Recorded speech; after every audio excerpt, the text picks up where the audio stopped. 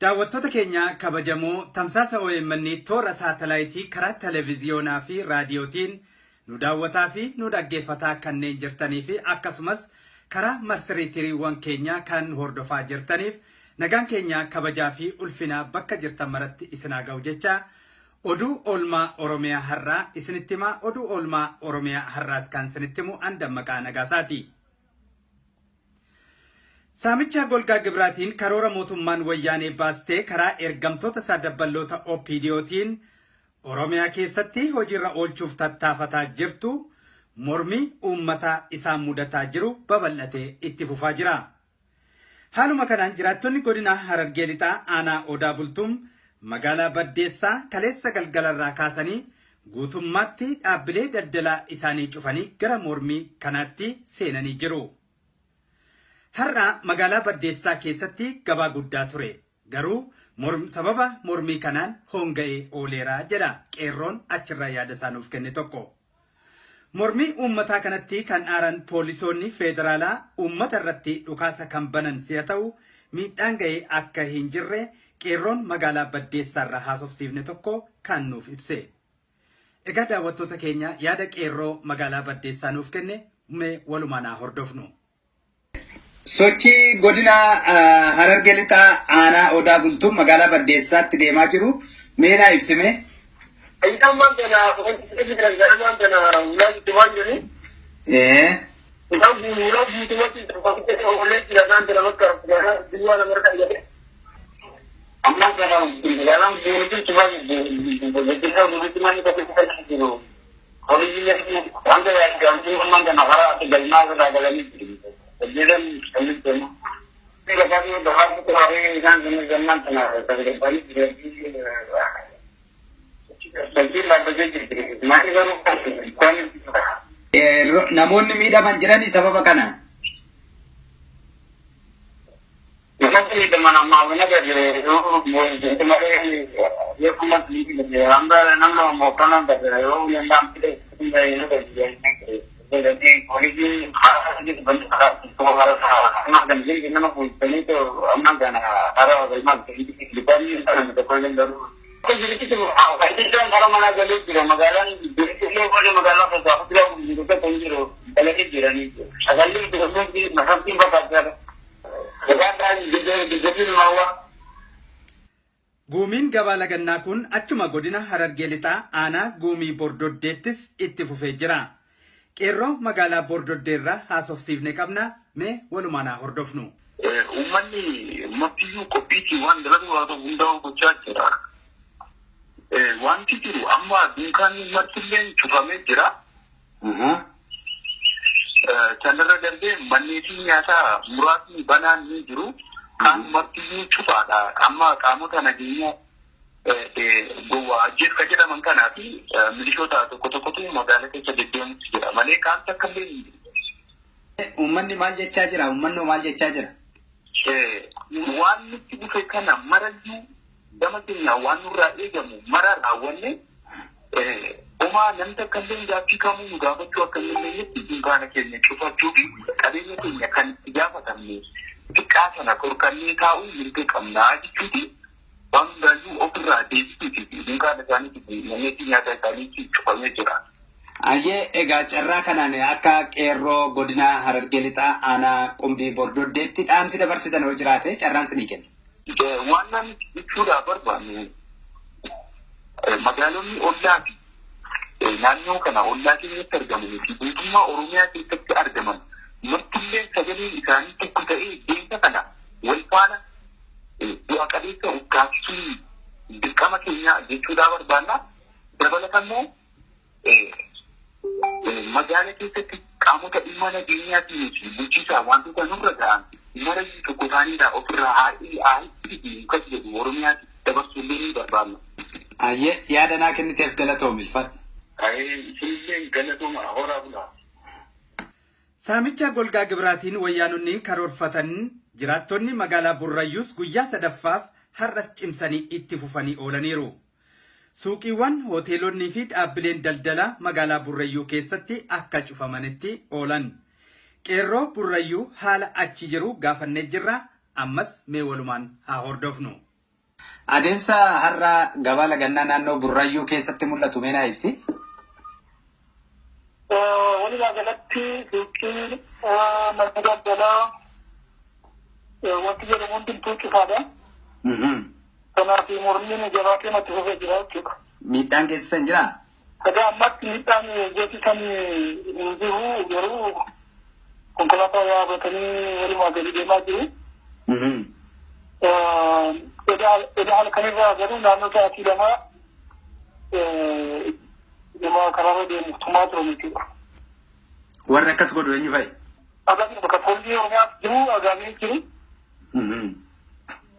Nama karaa deemu tajaajilanii qabanii tumaa turan.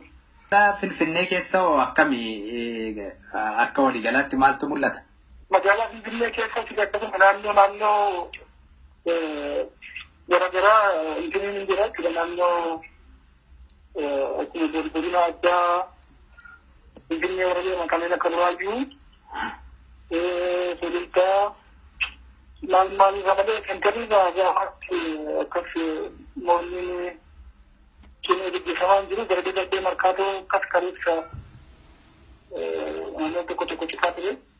Irra guddaan isaa Burraayyuutti gaggeeffamaa jira jechuudha. Haasaan mul'ataa jireenya. Deebiin gama mootummaan kennamaa jiru jiraa? Mootummaan egaa jibira akkuma kasalatti qaba jibira kasaluu jedhanii matii uummata walgahii waamaniiti deemaa jiru jechuudha daldaltoota. Komii keessanii dhuunfaadhaan dhiyeeffadhaa kaffaltii jibiraa immoo walakkaa isaa kaffaltaniiti komii keessanii dhiyeeffachuu waan jira. Inni ammayyuu kaffalitti hin seenne jechuudha. Hayyee jiraataa magaalaa Burraayyuu yaadanaa kenniteef galatoomi. Mormii gibraa humnaa olii kanaa jiraattonni godina Harargee Bahaa aanaa Jaarsos kaasaa akka jiran dhagahameera. Jiraattonni magaalaa Harommayaas haaluma wal fakkaatuun sochii eegaluu isaanii qeerroon beeksisaa jiran. Mormiin saamicha golgaa gibraa wayyaanee kanaa jiraattonni godina Shawaa Lixaa aanaa Adaa Bargaa magaalaa Mogor akkuma itti fufanitti jiran. Gabaan guddaa magaalaa Mogor har'aas akka oongayetti ooleera. Sochii mormii mirga abbaa biyyummaa sababa gibraatiin godina Shawaa Lixaa keessatti gaggeeffamaa jiru qeerroon godinichaa tokko haasofsiifneerra innis akkanatti bal'inaan nuuf ibseera. Mee walumaan haa hordofnu. Sochiin amma godina Shawaa Lixaa keessatti deemaa jiru baay'ee waan nama gammachiisu. Daldaltoonni wiixata darbirraa kaasanii hanga guyyaa har'aatti guyyaa shanaffaa isaaniitti amma gabaa kan lagachaa jiranii. Egaa lagannaan gabaa kunis gaafa duraa tokkoon daldalaan akka aanaa dandiittis ta'ee akka godinuma kan Shawaa Lixaatti jiru muluun isaanii iyyata deemanii waajjira galii aanaa isaaniitti iyyatanii jiru. Gibirri kun mootummaan humna keenya lollutti tilmaamee jira kan jedhaniidhaani. Garuu isa bu'uura godhachuudhaaf dhimmicha dhaamsuudhaaf kaabinoonni godina kanarra jiran tokko isaaniitti olii gadi kaatanii turanii. Garuu wanticha uummanni tole hin jennee fi guyyaa wiixataa guyyaa jimaataa waltajjii geggeessanii turanii. Waltajjicha dhiitee uummanni godina Shawaa Lixaa bahee gaafa guyyaa wajjaa duraa wiixata qabsoo isaa itti fufee jira jechuudha. Bakkeewwan adda addaa keessatti ammallee hanga deebii hin argannetti hin dhaabnu kan jedhan kan akka Gaalessaa fakkaataa jiranii. Kanumarraa ka'iitii mee akka godina Shawaa Lixaatti odeeffannoo qabdurraa mee bal'inaan naa ibsi. Eeyyee hanga yoodatti hojii lagannaa gabaa kun yoo uummanni itti fufee jiraattus namni deebii kana deebise qaama mootummaatiin namni tokko hin mul'anne amma ammaatti. Uummanni sisuma kana immoo of ijaaruudhaan amma gaaffiin keenya hin deebinetti hin dhaabnu itti fufnaa. Yoo immoo dhiisnes kaffaltii isaan nu gaafatan kana waan kaffallu waan hin qabneefi qabsoo kana amma dhumaatti amma deebii argannutti hin deebisne jedhanii akka magaalaa Gincii, magaalaa Gaalessaa, Jadduu, Shuqutee, magaalaa Amboo, Tuqurincinii, Mogor, gabaa Dilbataa, Olonkomii yookaan Ejirsa Lafoo kan jedhamtu. Kuni walumaa galatti bakka qabsoo isaanii itti fufanii jiru hanga yoonatti jechuudha. Mee egaa haala kanaan mootummaan wayita wanti kun guyyaa shanaffaa lakkoofsisu kana keessatti deebii kennuu dhiisuu isaa uummata irratti rakkoonni fide akkaataa kamiin ibsama maal fakkaata? Inni kun baay'ee ani akka nam tokkotti akkan ilaalutti biyyi kun biyya mootummaa qabdudha jedhanii dimokiraasii jira jedhanii waa meeqa jedhanii yommuu gisee baay'ee kaabineenii fi hooggantootni Oromiyaa irra jiran akka obbo Lammaallee waltajjii adda addaa irratti himanii jira. Garuu inni humti kun yoggaa hubannee ilaallu biyyi kun biyya mootummaa qabdus jedhee akka nam tokkotti ilaaluu hin danda'u. Maaliidhaaf yoo jettan torbee tokko namni hojii dhaabee gaaffii mirgaa gaafatee deebii dhabuun waan baay'ee nama qaanafchiisu waan baay'ee nama saalfachiisus mootummaan hin jira jennee yaaduu hin dandeenyu jechuudha. Kanaafiyyuu kun immoo gara bitti deema jennee yoo laalle mootummaa kanarratti dhiibbaa guddaa qaban akka nam tokkotti akkan ilaalutti. Namni har'a isaan gibira gaafatan kun guyyaa 5 fi hojii dhaabuu jechuun namni kun wal nyaatu malee hin bulu, maatii qabaa, jiruu adda addaa qabaa, cufeetu kanatti eenyu deebisuu dhiisuu isaanii kun isaanuma irratti buru. Akka Dooktor Mararaa Guddinaa jedhe, yemi bal'aa siyaasa mari'uu ni balaal jedhe. Paarlaamaa irratti gisee muummichi ministeera Mallas Zeenaawii jiru akka sa'a amma san jedhuudhaan wanti isaa kan na hubachiisu. Gaafa deebii kana dhabee jedhe eenyu nyaataa deebi'eetu kan akka obbo Lammaa kan akka muummicha ministeeraa fi hoogganaa bakka adda addaa irra jiran kana deebii isaa irratti miidhaa fidee kan hin jedhuudhaan ani yaadu jechuudha akka nam tokkotti. Mee egaa akkuma beekamu bakka qabsoon waggoota lamaan darban ciminaan itti gaggeeffaman ati naannoo aanaa dandii naannoo gincii irraa amma kan yaadanaa kennaa jirtu. Akka waliigalaatti yeroo darbe mormii sana booda pirezidaantiin mootummaa naannoo Oromiyaa Lammaa Magarsaa dhufee uummanni naannoo sana gaachanaa fi eeboo badhaasanii ture. Odoo sun hin turiin kun immoo amma mormiin kun deebi'ee mootummaa kanatti hin bulluu jedhanii kaleessa hiriira mormii guddaa gaggeessaa turan Gaalessaatti. Mee isa kana wal bira qabiiti maal ture ergaan yeroo sana erga mormiin kun akkasitti kan dafee ka'u ta'e badhaasni yeroo sanaa maal agarsiisa? Inni kun waan baay'ee nama ajaa'ibu. Obbo Lammaanis ammaas gubbaatti obbo Lammaanii fi hoogganaa isaa warri TPLF turan kan akka Warqinaa Gabayyoo hundi isaanii guyyaa san dhufanii turanii dubbii cimaan yookaan qeerroon namoonni uummannis gubbaatti akka mootummaa kana irratti tarkaanfii fudhachuudhaaf yookaan immoo mootummaa kanatti hin bullu jedheetu irra muree jala mureetu amanee jiru hin beeku. Basaastota isaanii gizee yeroo baay'ee gara kanatti ergu daldalaa fakkaatanii gizeen isaan deemanii ta'u odeeffannoo naannoo kanarraa guurratantu jira. Odeeffannoon guurame sun isaanii wanta dhaquufi daandii isinii baasnaa waan akkasii jedhanii uummata kijibuu yaalanii turanii. Uummanni fudhachuu didee warri immoo gaachanaa fi eeboo badhaasan sun basaastota isaanii duwwaadha waltajjii isaanii irratti kan hirmaatan. Basaastota isaanii gaachana eeboo baatee dhufee miidiyaa isaanii akkuma beekamu miidiyaa sobaa irratti ittiin lallabaniitu uummanni Shawaa Lixaa Giinciin Gaaleessi akkas godhe jalchu jedhanii akka sirriitti eenyuudhuuf ijaaranii lafatti namoota basaasan namoota miseensa isaanii ta'an maallaqallee kan kennaafii jirantu jira. Akka isaan hojii guddaa kana hojjetaniif jechuudha. Isaan achirratti baasaniitu ittiin uummata kijibaa turan jechuudha. Kanaan dura wanni sun kijiba ta'uusaa immoo miilaan uumma isaatiif deebi'eetu daldaltoota irratti miidhaan inni fide. Kuni deemee tokko mana nama tokko seenee jira jechuudha yeroo ammaa. Kanaafuu uummanni naannoo kanaa amma itti baannanii jira jechuun nan danda'a.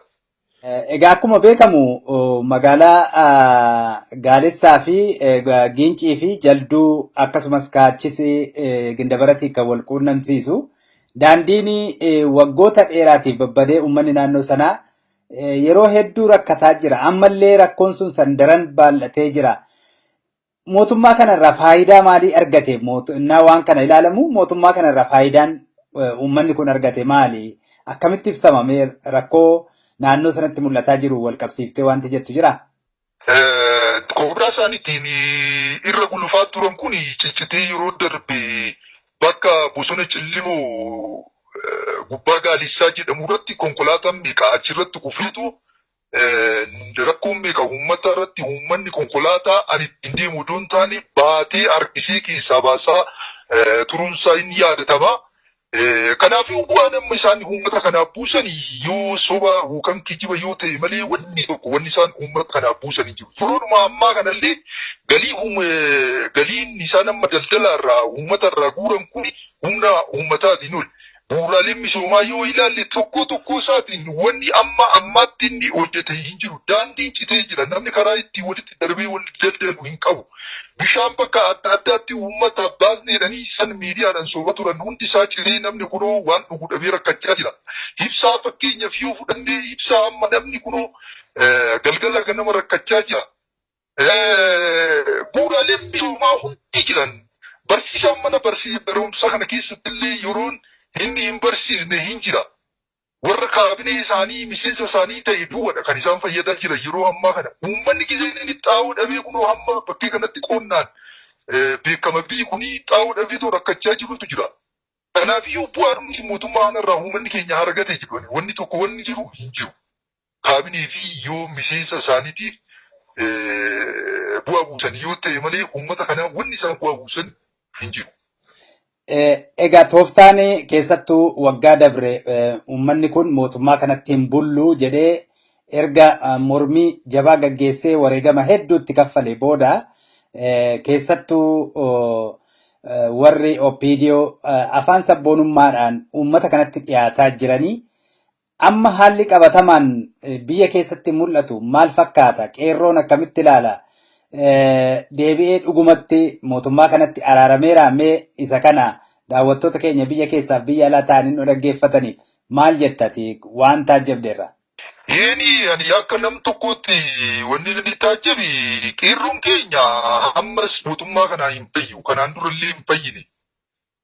Isaan sobaniitoo ittiin kaan mana hidhaa mooraa waraanaa adda addaa keessatti dararaniitoo reebichaa fi hidhaa adda addaatiin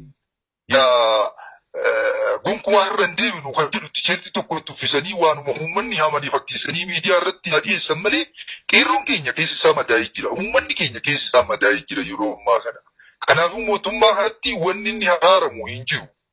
Rakkatee jira, du'ee jira, obboleessi isaa jalaa du'ee jira, haati isaa jalaa duutee jirti. Abbaa isaa jalaa ajjeesee jira mootummaan kun. Karaa misoomattinis miidhaa guddaa irraan ga'ee jira. Kanaafiyyuu mootummaa kanatti araaramee si'achi qeerroon keenya mootummaan kun mootummaa keenya jedheetu ittiin bulu waanuma barbaade illee yoo ta'e jechuudha. Madiisee waan jiruuf jechuudha. Madaansaa sun gisee baay'ee waan itti dhaga'amuufi kanaafiyyuu rakkoo guddaatu mootummaa kanaa fi uummataa fi qeerroo keenya gidduu jira. Ayyee egaa akka waliigalaatti mormii magaalaa Ambootti qeerroon magaalaa Amboo fi Giincii jalqaban godina Shawaa Lixaa magaalota jiran waliin gahee gara Shawaa Kibba Lixaa Walisoo fi akkasumas immoo gara godina Qeellam Wallaggaa Dambidoollootti qeerroon Dambidoollos yaamicha kana fudhatanii hojiirra oolchanii jiranii. Egaa haaluma kanaan wayitaa har'aasi magaalaa Mandii, Najjoo, Naqamtee dhiyaa Oromiyaa keessatti bakkeewwan hedduutti mormiin kun gaggeeffamaa jira. Gara Kibba Lixaattis, Kibba Bahaattis akkasuma godina Baalee fi Arsii akkasumas gara Bahaatti Ciroottis akkasuma kana gaggeeffamaa jira.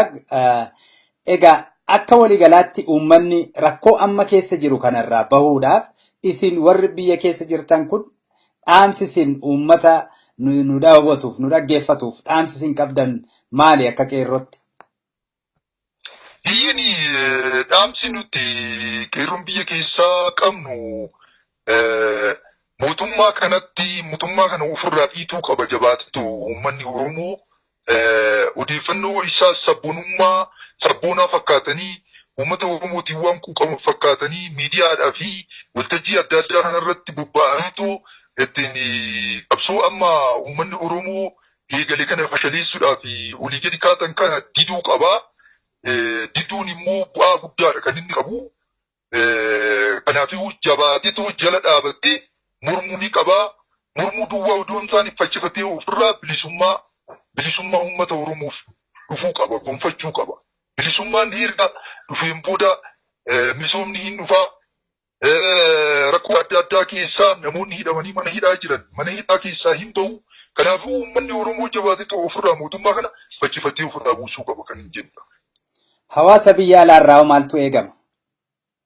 Hawaasa biyya alaa jiran immoo tokko ta'aniitu tokkummaa isaanii ibsanii lagaan wal qooduu otoo hin taane Oromoon Oromiyaa keessa jirtu tokko ishiitiin hundi ishiitiyyuu tokkodha. Haadha tokkorra dhalatti abbaa tokkorra dhalatti biyya tokko Oromiyaa biyya tokkitti qabna jedhanii biyya alaa kanatti tokkummaa ijaaruu qabu. Qeerroo biyya keessa jiran yeroo ammaa dararri guddaan irra ga'e kana waan qabaniin humnaan beekumsa qabaniin maallaqa qabaniin gargaaruu qabu. Jabaachuu qabu. Lagaan amantaadhaan osoo waliin qoodne tokko ta'aniitu mootummaa kana ofirraa buusuu qabu. Qeerroo biyya keessaa cinaa dhaabachuu qabu jedha. Hayyee akkuma waliigalaatti egaa sochii wayita ammaa kana gaggeeffamaa jiru haala Oromiyaa ilaalchisee yaada bal'aa naa kenniteef hedduu galatoomii ulfaadhuun siin jedha. Galatoomaa isinillee galatoomaa. Tajaajilli geejjibaa geedoo fi godina Horroo Guduruu Wallaggaa wal quunnamsiisuu sababa daandiin badeef addaan citee akka jiru jiraattonni OMN itti himan. Jiraataan magaalaa Kombolchaa tokko akka nuuf himetti mootummaan kun maqaa gibiraatiin saamicha guddaa gaggeessaa jira. Warshaan shukkaaraa Fincaa'aa guddichis mootummaa federaalaatiin to'atamee godina kana keessaa saamamaa jira. Qabeenya midhaanii fi horiitiin kan beekamtu godinni Horroo Guduruu Wallaggaa waggaa guutuu asirraa fe'amuun jiraattota magaalaa Finfinnee fi kanneen biroo jiraachisaa jira.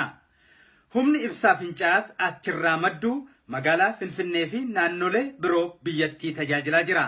Haa ta'uti daandiin boonaa gannaa waan hin jirreef wayita ammaa kana imaltoonni godinichaa haalaan rakkataa jirani. Egaa daawwattoota keenya kabajamoo oduun oolmaa Oromiyaa har'aaf qabannee dhiyaannee kan hangammaa ture. Egaa oduu keenya idileetiin boodarraa kan walitti deebinu ta'a. Ammasittuu qophiilee OMN hafan biroo waliin turtii dansaa jecha nagaatti.